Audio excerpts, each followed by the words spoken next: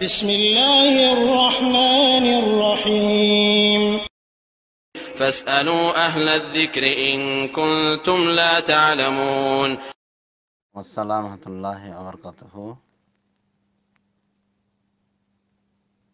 ভাই, আপনি প্রশ্ন করেছেন যে যৌথ ফ্যামিলিতে কিভাবে পর্দা করবে মহিলা, যেমন নিজের স্ত্রী, অন্যভাবে ভাবিরা কিভাবে পর্দা করতে পারবে, পর্দার ধরনটা কি হবে। আমাদের মনে রাখতে হবে যে পর্দার বিষয়ে আল্লাহ রাব্বুল আলামিন তিনি নির্দেশ করেছেন সূরা আহজাবে, সূরা নিসার ভিতরে। যেমন সূরা আহজাবের ভিতরে আল্লাহ বলেন, ওয়াইদা সাআলতুমুহুন্না মাতান ফাসআলুহুন্না মিন ওয়ারাই হিজাব, যখন তোমরা নারীদের নিকটে কোনো আসবাবপত্র চাইবে তখন পর্দার অন্তরালে থেকে চাইবে। তাহলে পর্দার অন্তরাল থেকে কথা বলতে বলা হয়েছে।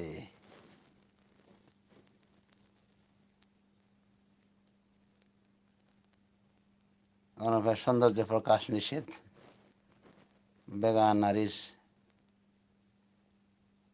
বেগানা পুরুষের নিকটে এ বিষয়ে আল্লাহ রাব্বুল আলামিন বলেছেন, রাসূলুল্লাহ সাল্লাল্লাহু আলাইহি ওয়াসাল্লাম বলেছেন। সুতরাং পর্দা সর্বক্ষেত্রে একই নিয়মের।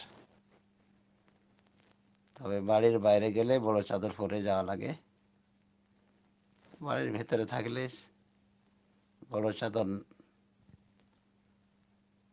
বোরকা ইত্যাদি না পরেও থাকতে পারবে। তবে বেগানা ব্যক্তিতে ভরা থাকলে সেখানে পর্দা করতে হবে, হয় বড় চাদর পরিধান করে অথবা সারা শরীর আবৃতকারী কাপড়, ঢেয়া ঢালা কাপড় পরিধান করার মাধ্যমে এবং মাথায় ওড়না ব্যবহারের মাধ্যমে পর্দা করতে হবে। আর নিষ্প্রয়োজনীয় কোনো কথা বলা যাবে না দেবর ভাবিতে।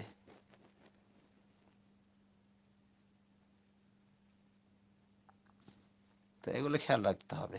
আর চেহারা বিষয়টি যেহেতু বিতর্কিত, তো বলা যায় যে চেহারা যদি খুলে রাখা হয় কোনো প্রকার কারুকার্য বা বিউটি পার্লার ইত্যাদি ছাড়াই স্বাভাবিকভাবে চেহারা থাকলে সেটা খোলার বিষয়ে ইখতিলাফ রয়েছে, যদিও জমহুর উলামায়ে দ্বীন খুলে রাখার পক্ষে গিয়েছেন। সুতরাং চেহারা বিষয়ে আমরা এত কড়াকড়ি নাও করতে পারি, কিন্তু বাকি সর্বাঙ্গ ঢেকে রাখতে হবে বেগানা পুরুষের সামনে। আর যেহেতু যৌথ ফ্যামিলিতে বেগানা পুরুষে ভরা থাকে, যেমন নারীর স্বামীর ভাইয়েরা সবই তার জন্য বেগানা, যাদেরকে দেবর এবং ভাসুর বলা হয়। দেবর ছোটকে বলা হয় স্বামীর ছোট ভাইকে, ভাসুর বড় ভাইকে বলা হয়ে থাকে। এগুলি সবই তো মহিলার জন্য বেগানা। কাজেই পর্দা অবশ্যই রক্ষা করতে হবে, মানে সর্বাঙ্গ ঢেকে রাখবে, এমনকি চেহারাও ঢেকে রাখবে। এটাই অসংখ্য উলামায়ে দ্বীনের ফতোয়া। তবে চেহারা খোলার বিষয়ে একটু বিতর্ক রয়েছে, সেটা বললামই।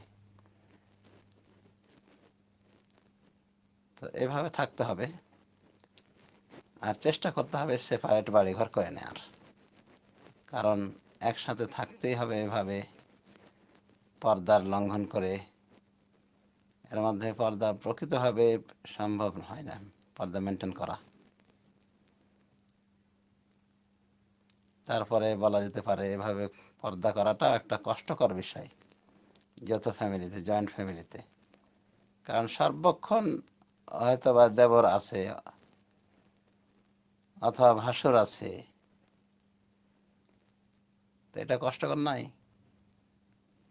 যে মহিলা সর্বাঙ্গ আবৃত করে রাখবে, এমনকি চেহারাটা ঢেকে রাখবে, যা বেশ কিছু উলামায়ে দ্বীনের ফতোয়া।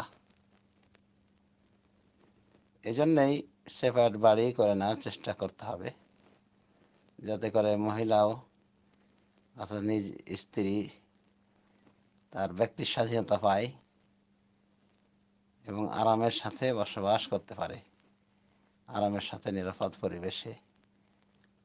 সর্বোপরি কথা, পর্দার বিষয়টা লক্ষ্য এবং রেআয়াত করতে পারে। এজন্য তার পৃথক বাড়ি করে দেওয়াটাই বাঞ্ছনীয়। কিন্তু এই বিষয় নিয়ে আমাদের দেশের অনেক মানুষই চিন্তা করে না। তার শুধু চিন্তা কিভাবে মানে সকলকে নিয়ে একসাথে থাকবে। মুরব্বীদেরও এটাই চিন্তা থাকে যে সে তার 10টা ছেলে হলে 10টা ছেলেকে নিয়ে সে থাকতে চায় একসাথে, একান্নভুক্ত পরিবার হয়ে থাকতে চায়। এগুলো আবেগের কথা। আসল কথা, বিয়ে শাদী হয়ে গেলে যার যার সংসার চালাবে, আর পিতামাতাকে সকলে মিলে দেখবে। পিতামাতা থেকে পৃথক হওয়া যায় না। তবে বাড়ি ঘর পৃথক করা মানে পিতামাতায় পৃথক হওয়া, এটা মোটেও জরুরি নয়। কারণ হতে পারে বাড়ি ঘর তৈরি করে সেখানে মুরব্বী পিতামাতাকে রাখলো তার সাথে, অথবা পিতামাতা আলাদা বাড়ি ঘর রয়েছে, তাদের ভরণ পোষণ ইত্যাদির বিষয়ে খেয়াল করবে, তাহলে তো যথেষ্ট হয়ে যায়। আর বাকি একসাথে থাকতে হবে, আর আস্তে আস্তে একসাথে প্রেমের আড্ডা হবে, প্রেমের আড্ডাখানে পরিণত হবে, মানে চাচাতো ভাই চাচাতো বোন গল্প গুজব করার সুযোগ হবে। এগুলি ঠিক নয়। কাজে জয়েন্ট ফ্যামিলিতে এভাবে পর্দা লঙ্ঘন করে থাকাটা গর্হিত কাজ। যারা আখিরাতে চিন্তা করে না তারাই বেশিরভাগ এভাবে জয়েন্ট ফ্যামিলি থাকতে চায়। এটা একটা কারণ। আর একটা কারণ যেটা ভাই ইশারা করেছেন, যে অর্থকরী মানে সীমাবদ্ধতা, অভাব। চেষ্টা করতে হবে, এটা একটা জরুরি বিষয় যে তার আলাদা বসবাসের ব্যবস্থা করবে স্বামী। আশা করি বুঝতে পারছেন।